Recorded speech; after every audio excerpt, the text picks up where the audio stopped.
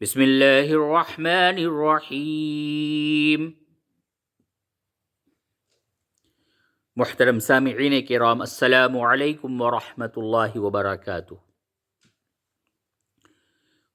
قرآن کریم کا آسان اردو ترجمہ مع تجوید کے آج کے سبق میں ہم سیکھنے جا رہے ہیں پارہ الف لام میم سورۃ البقرہ آیت نمبر 21 اور 22۔ دو آیتوں کو مع تجوید قرات کے ساتھ پڑھایا جائے گا، پھر دونوں آیتوں کے علیحدہ معنی بتائے جائیں گے، پھر پورا معنی بتایا جائے گا اور ساتھ ہی مختصر تشریح و تفسیر بھی بتائی جائے گی۔ تو چلیے شروع کرتے ہیں۔ اعوذ باللہ من الشیطان الرجیم، بسم اللہ الرحمن الرحیم۔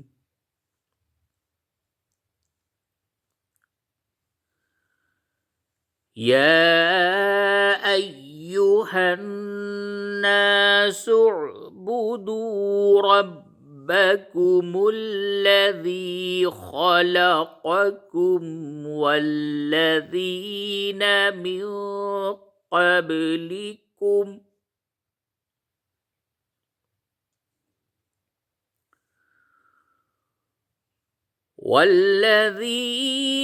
من قبلکم لعلکم تتقون۔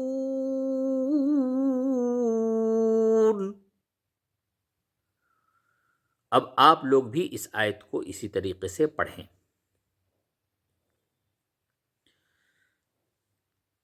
چلیے تو ہم اب اس کا علیحدہ معنی شروع کرتے ہیں۔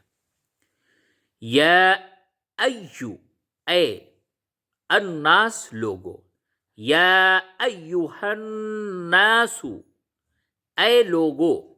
اللہ تبارک و تعالی قرآن شریف کے اندر جب عام طور سے، عمومی طور سے مخاطب فرماتا ہے حضرت آدم علیہ السلام کی اولاد بنی آدم کو، وہ چاہے کوئی بھی ہو، اللہ کا فرما بردار ہو یا اللہ کا نافرمان ہو، کوئی بھی ہو، وہ اللہ کا بندہ ہے، تو اس کو اللہ تبارک و تعالی اسی الفاظ سے مخاطب فرماتا ہے، یا ایہا الناس، اے لوگو۔ اعبدو، اس کو علیحدہ جب آپ پڑھیں گے، نون یہ سین کو عین سے ملائیں گے، ملا کر کے جب پڑھیں گے تو، لیکن آپ نے یہاں پہ یا ایہا الناس بول دیا۔ اب یہ لفظ جو ہے، یہ لفظ عربی کا یہ ہے اعبدو، الف یہ جو ہے یہ دکھ رہا ہے، اس کے اوپر پیش لگا کر کے اس کو پڑھیں گے، اعبدو، تم عبادت کرو، ربکم، اپنا رب، الذی، رب کون ہے؟ اپنا تمہارا رب، اپنا رب کون ہے؟ آگے اس کے بارے میں فرما رہا ہے، الذی، جس نے، خلقکم، تمہیں پیدا کیا، والذین، اور وہ لوگ جو، من کے معنی سے، قبلکم، تم سے پہلے، لعلکم، تاکہ تم، تتقون، پرہیزگار ہو جاؤ۔ اب اس کے اندر اللہ تبارک و تعالی نے اپنی عبادت کا حکم دیا، اور ایمان والوں کو نہیں بلکہ عام انسانوں کو، وہ اس میں ایمان والے بھی ہیں، غیر ایمان والے بھی ہیں، سب کو ایک عام دعوت دی گئی ہے، اور وہ اللہ کی عبادت کی، یعنی وحدانیت کی، توحید کی دعوت دی گئی ہے، اور بتایا گیا کہ کس کی عبادت کرنا ہے، تو اس رب کی عبادت کرنا ہے جس نے تمہیں پیدا کیا، اور جو تم سے پہلے جتنے بھی لوگ تھے ان کو پیدا کیا، اس رب کی عبادت کرو۔ اور عبادت کیوں کرو؟ کیا اللہ تبارک و تعالی ہماری عبادتوں کا محتاج ہے؟ نعوذ باللہ، بالکل نہیں۔ اللہ تبارک و تعالی ہماری عبادتوں کا محتاج نہیں ہے، تو پھر وہ ہمیں اپنی عبادت کا حکم کیوں دیتا ہے؟ تو اس جگہ پہ اس کی وجہ بتائی گئی، لعلکم تتقون، تاکہ تم لوگ پرہیزگار ہو جاؤ، یعنی انسان کے اندر انسانیت آ جائے۔ جب پرہیزگار ہوگا تو وہ رشوت سے بچے گا، وہ جھوٹ سے بچے گا، وہ برائیوں سے بچے گا، وہ کینہ کپٹ جتنی بھی برائیاں ہیں ان سب سے وہ بچے گا، یعنی کہ انسان کے اندر انسانیت آ جائے گی۔ لعلکم تتقون، اس کی وجہ بتائی گئی، اور یہ کب ہوگا؟ جب ایک اللہ کی عبادت کرنے والا انسان بنے گا۔ اور پورا ترجمہ، اے لوگو تم اپنے رب کی عبادت کرو، اور یہ بھی کہا کہ اپنے رب کی، یعنی وہ تمہارا کوئی پرایا نہیں ہے۔ تم ایمان والے ہو تو وہ بھی تمہارا رب ہے، جو غیر ایمان والے ہیں اس کا بھی وہی رب ہے، وہ سب کا رب ہے۔ ایسا نہیں ہے وہ صرف ہمارا رب ہے، وہ سب کا رب ہے، اس لیے کہا تم اپنے رب کی عبادت کرو۔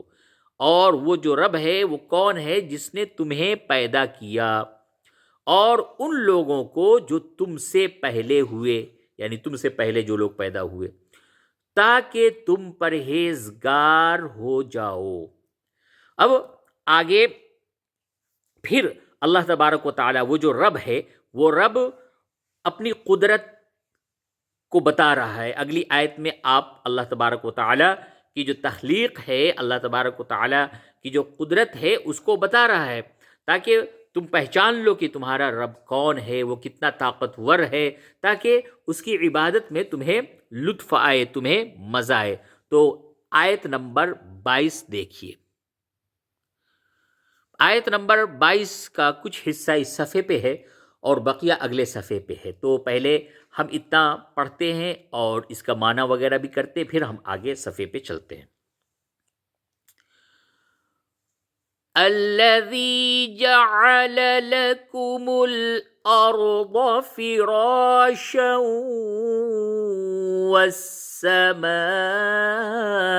بناء۔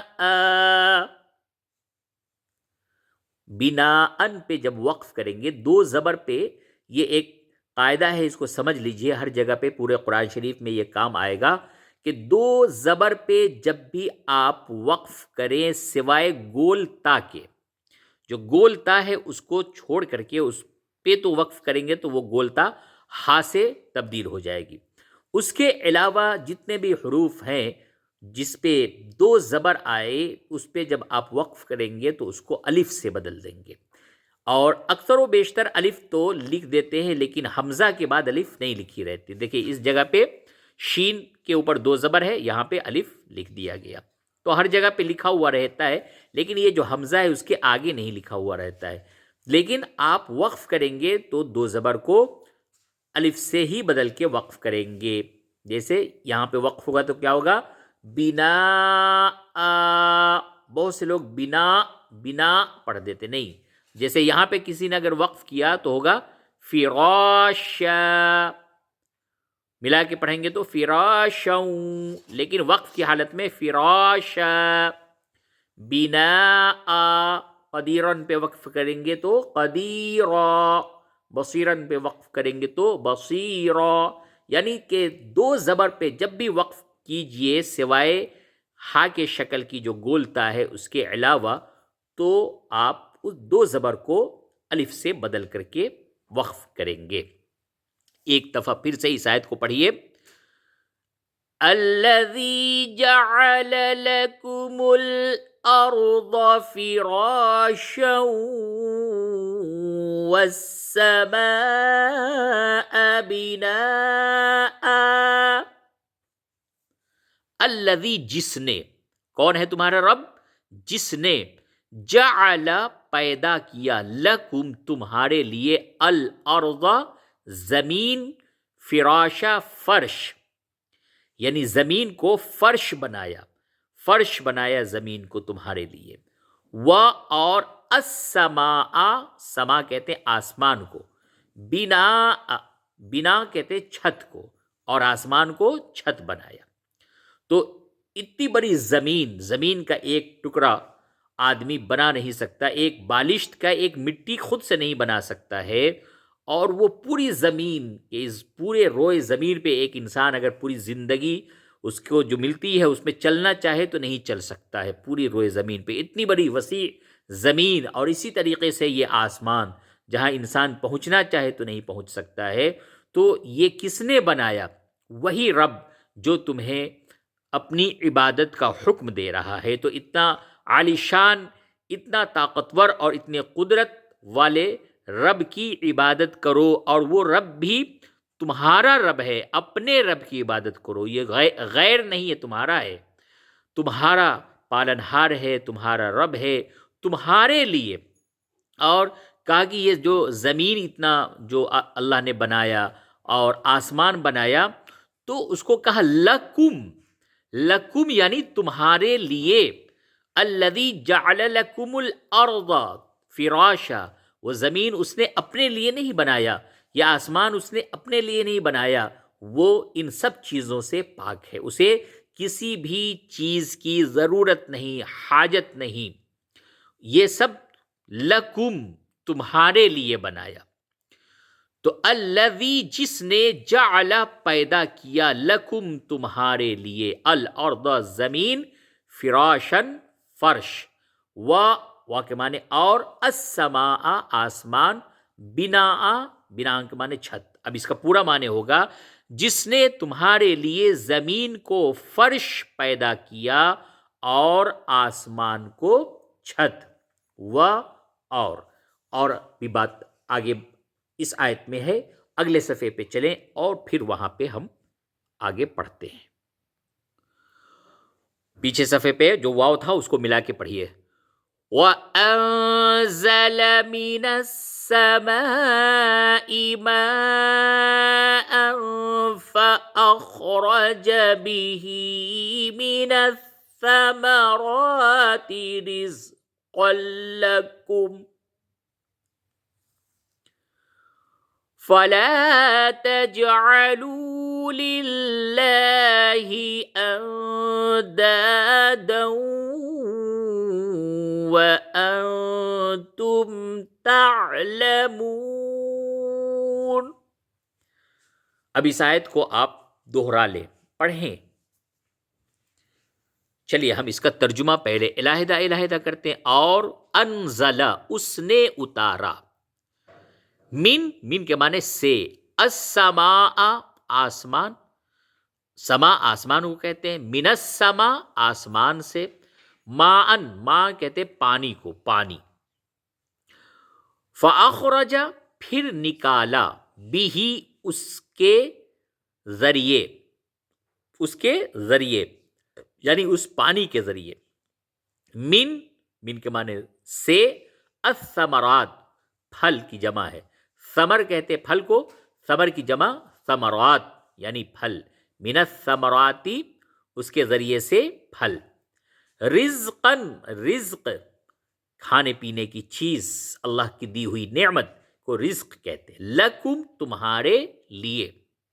یہاں پہ بھی یہ اللہ نے یہ جو بنایا، آسمان سے پانی اتارا یا کھانے پینے کی چیزیں جو اللہ نے پھل فروٹ وغیرہ جو پیدا کیے، یہ اس نے اپنے لیے نہیں، لکم یہاں پہ پھر کہا لکم تمہارے لیے. کتنا پیار کرتا ہے، کتنی محبت کرتا ہے، کتنا رحم کرتا ہے کہ اتنی بڑی بڑی چیزیں، اتنی عالی شان چیزیں جو خود اتنی بڑی ہے کہ بہت سے لوگوں نے اسی کو اپنا معبود بنا لیا.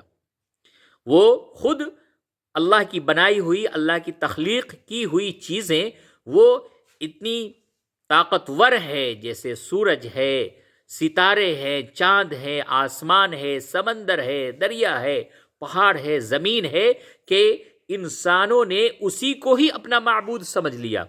تو پھر جو اللہ کی بنائی ہوئی چیز اتنی طاقتور ہے کہ لوگ گمراہ ہو گئے اور اس کو ہی معبود سمجھ لیا، تو پھر اس کو بنانے والا تمہارا رب کیسا ہوگا؟ اور جس نے ان سب چیزوں کو تمہاری عبادت کے لیے نہیں بلکہ تمہارے برتنے کے لیے، فائدہ اٹھانے کے لیے بنایا ہے. عبادت تو صرف اسی کی ہوگی. یا ایھا الناس اعبدوا ربکم، صرف رب کی عبادت ہوگی. یہ سب چیزیں اللہ تبارک و تعالی نے تمہارے لیے بنایا ہے، تمہارے لیے پیدا کیا ہے. فَلَا سو نہ تجعلوا ٹھہراؤ، للہ اللہ کے لیے، اندادا کوئی شریک۔ جب اس نے سب کچھ تمہارے لیے اتنا وسیع اور اتنی طاقتور چیزیں تمہارے لیے پیدا کیا، تو کیا تمہیں یہ زیب دیتا ہے کہ تم اس کے لیے کسی معمولی سی چیز کو شریک ٹھہراؤ جو اس کے برابر ہی کا نہیں، جو اس کے برابر کا نہیں، اس کو تم اس کا معبود ٹھہرا دو، اس کا شریک ٹھہرا دو؟ نہیں، یہ تمہیں زیب نہیں دیتا۔ وَأَنْتُمْ اور تم تعلمون جانتے ہو، اس کی طاقت کو، اس کی قدرت کو تم لوگ جانتے ہو، پھر بھی تم اس کے لیے شریک ٹھہراتے ہو، اس کی عبادت سے روگردانی کرتے ہو، اس کو چھوڑ کے دوسروں کی عبادت میں لگ جاتے ہو۔ یہ تم کو زیب نہیں دیتا۔ تو پورا یہ ہوا، اور آسمان سے پانی اتارا، کس نے؟ اس اللہ نے، اس پروردگار نے، پھر اس کے ذریعے پھل نکالے تمہارے لیے رزق۔ سو اللہ کے لیے کوئی شریک نہ ٹھہراؤ، اور تم جانتے ہو، اور یہ بھی اچھی طریقے سے جانتے ہو کہ وہی تمہارا معبود ہے، وہی تمہارا رب ہے، اور وہی عبادت کے لائق ہے۔ اس کے بعد آگے جو آیت ہے اس کا تعلق انہی سے ہے، لیکن آج کے سبق میں ہم اتنا ہی، آیت نمبر 23 تک، آیت نمبر 22 تک، 21 اور 22 دو آیتیں پڑھائی گئی ہیں۔ انشاءاللہ آنے والا ہمارا جو سبق ہوگا اس میں ہم آیت نمبر 23 اور 24 پڑھائیں گے، اور اس میں بھی یہ جو آیت ہے اسی سے اس آیت کا بھی تعلق ہے۔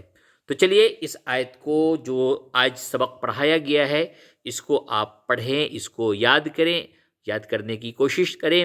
اللہ تبارک و تعالی آپ لوگوں کو قرآن کریم کے علوم سے نوازے۔ چلیے ملتے ہیں پھر آنے والے سبق میں، جب تک کے لیے اجازت دیجیے۔ والسلام علیکم ورحمۃ اللہ وبرکاتہ۔